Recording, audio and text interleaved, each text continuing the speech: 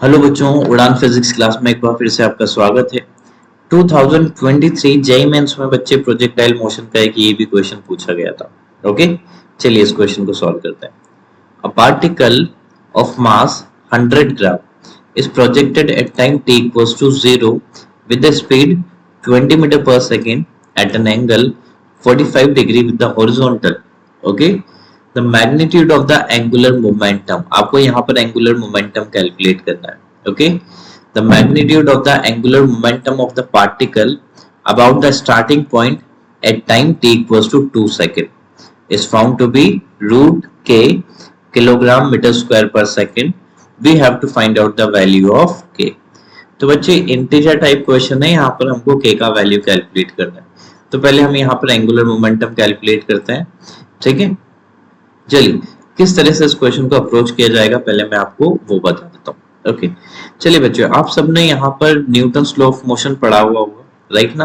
तो Newton law of motion में हमने एक फॉर्मूला यूज किया था बच्चे फोर्स कैलकुलेट करने के लिए, यानी कि जो फोर्स होगा that is equal to rate of change of linear momentum होता है। ओके, तो ये तो न्यूटन लॉ ऑफ मोशन हो गया, राइट ना। इसका रोटेशनल फॉर्म भी आपको पता होना चाहिए। तो मैं यहाँ पर इस क्वेश्चन को सॉल्व करने के लिए इसका रोटेशनल फॉर्म यूज करूंगा बच्चे। तो इसका रोटेशनल फॉर्म कैसे लिखेंगे हम? फोर्स की जगह मोमेंट ऑफ फोर्स, यानी कि आप यहाँ पर लिखेंगे टॉर्क। ओके, और लीनियर मोमेंटम की जगह आप मोमेंट ऑफ लीनियर मोमेंटम यानी कि एंगुलर मोमेंटम लिखेंगे बच्चे। तो यहाँ पर मैं लिखूंगा एल, एंगुलर मोमेंटम को एल से रिप्रेजेंट करेंगे। So that is dl divided by dt। Okay, तो ये वाला फॉर्मूला हमको यहाँ पर यूज करना है बच्चे इस क्वेश्चन को सॉल्व करने के लिए। ठीक है, चलिए तो सर किस तरह से अप्रोच करें और आगे? तो देख बेटा, यहाँ पर तू लिख सकता है इसको dl equals to torque dt, right ना। तो इसको इंटीग्रेट कर लो बच्चे दोनों तरफ। तो यहाँ पर आपके पास आ जाएगा l equals to integration of torque dt, right ना। तो हम यहाँ पर पहले टॉर्क कैलकुलेट करेंगे और टॉर्क को फिर इंटीग्रेट करेंगे t के रिस्पेक्ट में। सो फाइनली हमको यहाँ पर मिल जाएगा हमारा एंगुलर मोमेंटम। अच्छा, कई बच्चों के दिमाग में यहाँ पर एक पॉइंट आ रहा होगा कि सर ये तो इंटीग्रेशन का कॉन्सेप्ट है, तो यहाँ पर टॉर्क जो है वो फंक्शन ऑफ टाइम होना जरूरी है, तभी हम इसको इंटीग्रेट कर सकते हैं। तो बिल्कुल सही सोच है आपकी। तो सबसे पहले हम यहाँ पर टॉर्क कैलकुलेट करेंगे और टॉर्क फंक्शन ऑफ टाइम में ही होना चाहिए बच्चों। तो देखो किस तरह से होगा, आगे बात करते हैं। चलिए, सो आपको दे रखा है यहाँ पर 20 metre per second at an angle of 45 degree. चलिए किसी पर्टिकुलर टाइम यानी कि t equals to T time पे मैं यहाँ पर बात कर रहा हूँ। तो पार्टिकल का जो mg होगा यानी कि जो पार्टिकल का वेट होगा वो इस तरह से एक्ट करेगा, राइट ना। तो जो लाइन ऑफ एक्शन है यहाँ पर इस फोर्स का, उसको मैं इस तरह से एक्सटेंड कर दूं और मैं mg यहाँ पर लगा दूं, तो इसमें कोई दिक्कत आपको नहीं होनी चाहिए। ठीक है, तो बेटा आपको पता है कि जो टॉर्क होता है वो टॉर्क बेसिकली हम लिखते कैसे हैं? जैसे जो टॉर्क होता है उसको लिखते हैं हम force multiplied by perpendicular distance. तो देखिए फोर्स मतलब यहाँ पर जो ग्रेविटेशनल फोर्स है यानी कि mg, और जो परपेंडिकुलर डिस्टेंस है उसको मैं यहाँ पर बना देता हूँ बच्चे x। तो देखिएगा mg के परपेंडिकुलर ये x आ गया, यानी कि जो टॉर्क हम यहाँ पर कैलकुलेट करने वाले हैं वो टॉर्क हमारे पास होगा F इंटू एक्स, राइट ना। और x कैलकुलेट करने के लिए आप क्या करेंगे, x यहाँ पर हमारे पास डिस्टेंस है जिसको बहुत बेसिक फॉर्मूले से हम सॉल्व करेंगे। तो बेसिक फॉर्मूला क्या होगा डिस्टेंस का? Speed into time. तो यहाँ पर हम स्पीड कंसीडर करेंगे बच्चे x डायरेक्शन में multiplied by t time. Okay, चलिए आगे बात करते हैं यहाँ पर। तो हम x कैलकुलेट कर रहे थे। So x equals to x direction में कंपोनेंट होगा u cos थीटा, इसको मल्टीप्लाई करेंगे हम t से। सो x मेरे पास कितना आएगा बच्चे? That is u cos theta multiplied by t। Okay, देखिए क्वेश्चन में आपको u भी दे रखा है कितना, 20 मीटर पर सेकंड, और एंगल भी दे रखा है। तो ये वैल्यू हम यहाँ पर पुट कर सकते हैं। तो u की जगह में लग दूंगा बच्चे 20। ओके, थीटा है यहाँ पर cos 45 degree. Okay, multiplied by time. मैं अभी time t equals to 2 second नहीं डाल रहा, उसका भी रीजन है, अभी आपको ये रीजन भी पता लगेगा। ओके, सो यहाँ पर आएगा बच्चे x 20 by root 2 multiplied by t time. Okay, ये मेरे पास यहाँ पर x का वैल्यू आ गया, राइट ना। बट मुझे कैलकुलेट क्या करना है कि सर मुझे यहाँ पर टॉर्क कैलकुलेट करना है। तो टॉर्क आपने लिखा F into x, force into perpendicular distance. तो देखिए बच्चे, सो यहाँ पर आप टॉर्क का वैल्यू लिख दीजिए। फोर्स आपके पास कितना था, mg, ओके, और x का वैल्यू आप यहाँ पर रख दीजिए कितना, 20/√2 इंटू टी। ओके, चलिए इस स्लाइड में देखिए जरा, मैंने आपको बोला था कि यहाँ पर जो टॉर्क है, that torque must be a function of time, right ना।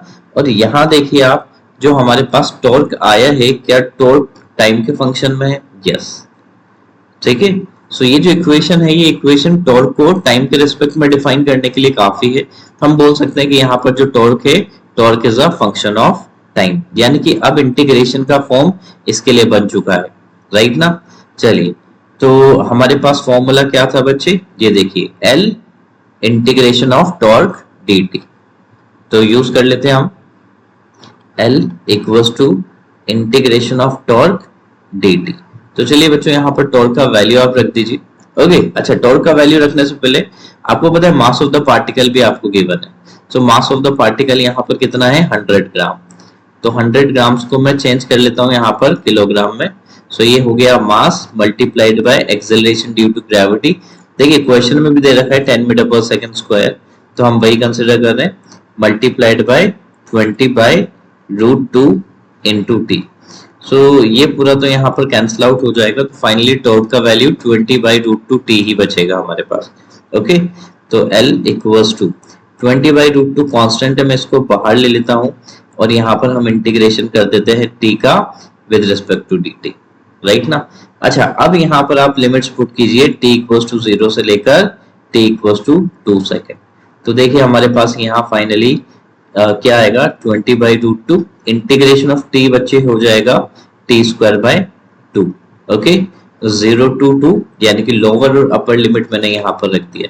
तो चलिए इसको 2 से ये कैंसिल आउट कर दीजिए, ये 10 टाइम्स कैंसिल आउट हो जाएगा। तो आप लिख दीजिए बच्चे, यहाँ पर कितना आएगा आपके पास, 10/√2।